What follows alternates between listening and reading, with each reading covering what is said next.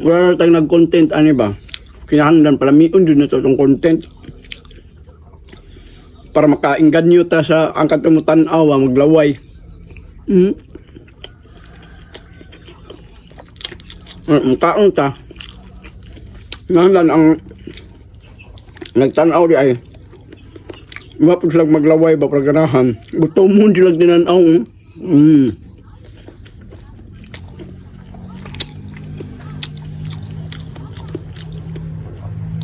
Shout out dahil ko sa mga Food Panda Rider sa Davao, mga kauban ako sa una sa Toril area. Ila John Tibbs, itong mga ila Jiggy, mga uncle. Shout out sa inyong tanan dia.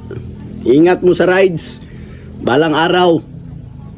Biyahe po ko diha. Ambot kung nabay biyahe kalinan Food Panda, na anabay Food Panda. Basin kaluyan, maabot ta dito ba? Magpakalinan ta.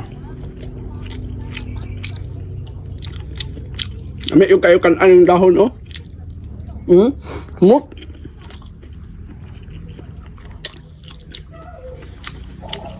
No. Kung ani atong kaon permente taga-adlaw, busog gayta. Permente ta busog, mura tagkuan ba? Kung ani pod ang content unta na to, permente busog. Daghan unta kay tag followers permente. Nga daghan po tag audience, timing naman ang followers mo abot. Based akong na-experience, usahay na wala, usahay na muna akong dashboard doon, pula kayo. Pero okay lang, mga mabot lang panahon. Mugrenza na. Ayaw pagdali, para di mabali. At walang inda-indayon ba? Asa nga kadulong. Kung magdali-dali ta, magkabalik-balik man ta. Nahinay ra gud. Nahinay, kanunay. Magkaon ba, nahinay. Sapo na itong ayo para dami.